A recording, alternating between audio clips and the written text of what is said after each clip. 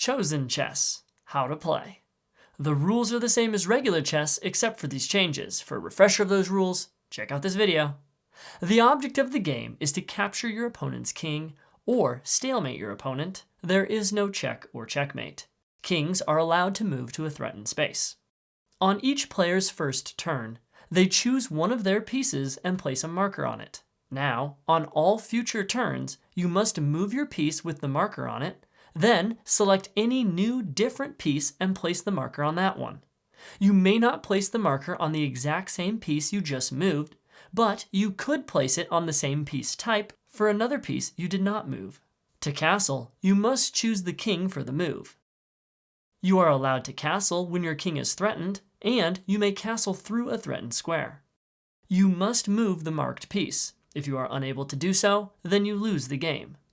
At the end of your turn, if you are unable to choose a new different piece, then you lose. The first player to stalemate or capture their opponent's king wins. An alternative rule you can play with is to have the piece selection process hidden from your opponent by writing down the chosen piece's coordinates on a paper each turn, then revealing it.